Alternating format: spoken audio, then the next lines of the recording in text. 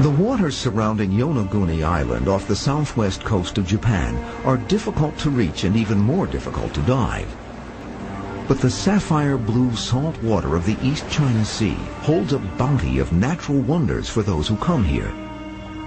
This undersea world has rarely been seen by people outside the tiny Japanese diving community that claims this part of the ocean for their own. In 1987, scuba instructor Kihachiro Aratake sets out to find ways to attract more divers to Yonaguni. But what Aratake discovers instead is even more unique, even more spectacular than anything he could have possibly imagined. When I first saw it, I had goosebumps and felt strange, wondering why something like this exists underwater. To Aratake, the stone megaliths he discovers look like the remnants of an ancient ceremonial structure. When I saw it for the first time, I had a strong impression of the pyramids, and I felt like I was in Egypt. It is a great mystery that there is such large object near such a small island. Masaaki Kimura is a professor of physical sciences at the University of the Ryukyus in Okinawa, Japan.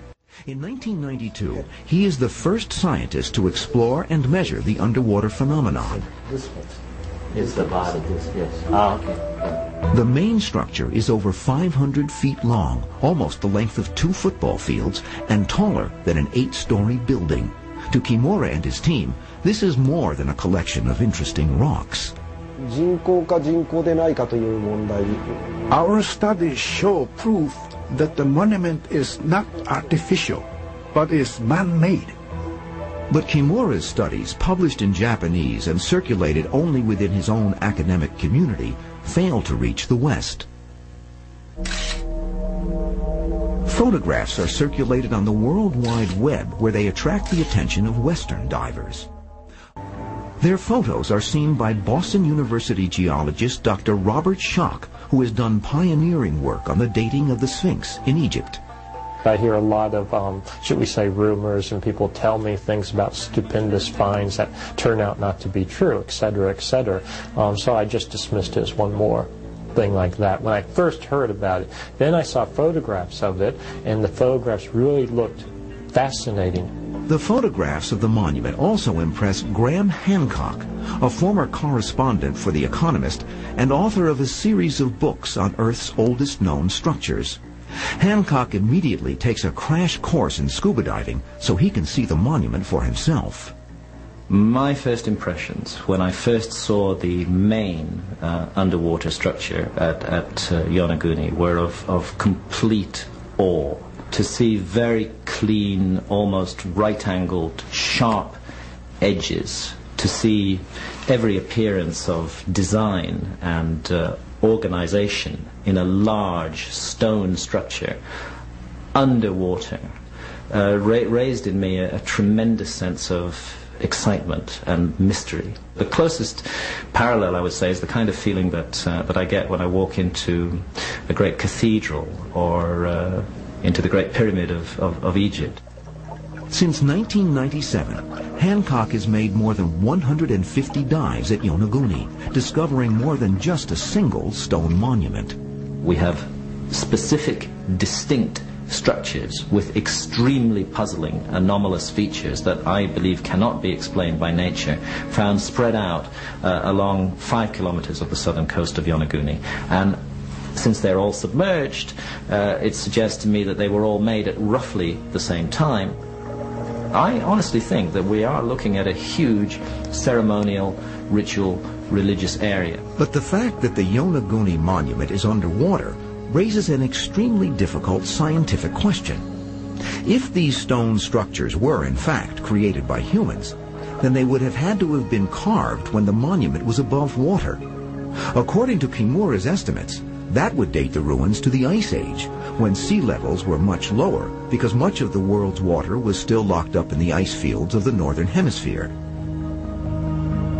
That means that the last time the Yonaguni monument was above water was approximately 8,000 BC. predating Egypt's pyramids by more than 5,000 years. もしかしたら The monument might be 10,000 years old or older, which would make it the oldest structure in the world. But dating the Yonaguni monument to the Ice Age flies in the face of the timeline currently accepted by mainstream archaeologists. Large-scale man-made constructions of this nature require a level of organization and planning in society which historians presently are unprepared to accept could possibly have existed 10,000 years ago. And therefore proof that these structures are man-made, and indeed if we can get to it, that they may be 10,000 years old, is by definition going to force a revision of history. According to experts, around 8,000 BC, we were primarily hunter-gatherers, nomadic, unorganized clans who had only the most rudimentary stone tools. Certainly not the kind of society capable of creating the Yonaguni monument. The general scenario for the rise of what we would call civilization or sophisticated civilization is that it begins in Mesopotamia and Egypt around 3000 BC. John Anthony West has written a number of books about the monuments of early humans. And West, like Hancock, believes that there is ample evidence throughout the Earth that a sophisticated Ice Age civilization could have existed, a civilization described for millennia in the oral histories of many cultures. It's very important to remember that there are large numbers of ancient traditions that refer to a lost civilization destroyed by a flood. But until the discovery of the Yonaguni monument, tangible evidence to support these ancient myths was lacking. There was no known evidence of megalithic structures, monumental building, even say in the 3000 BC range. And if this was going back to maybe 6,000 or 8,000 BC, that was even more stupendous. When we continue, mysterious pyramids, temples, and shrines around the world with eerie similarities to Japan's mysterious pyramids. I think that there's a ton of evidence out there that says that ancient people were in constant contact with each other much further back than we like to believe. Were I to focus on any one area of the Yonaguni monuments, I might be persuaded that it had been made by nature. But the combination of so many different features in this one area, for me, makes it extremely unlikely that nature could have done them all. And if Hancock is willing to concede some natural forces at work on the monument, Schock is willing to hold out the possibility of some artificiality. Is the monument of Yonaguni a natural rock formation that at most was a source of inspiration for early island inhabitants? Or is it the world's oldest artificial structure, the work of a legendary prehistoric civilization? At present, there is only educated speculation. To really know the significance of this mysterious site will require a comprehensive study by mainstream scientists. To date, no such study is planned.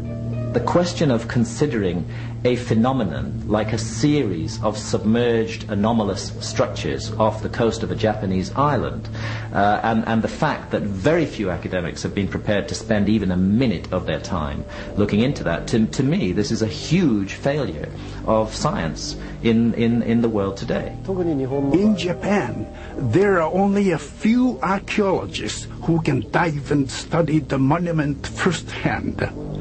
So other academics who haven't seen the monument with their own eyes are drawing conclusions based on imagination.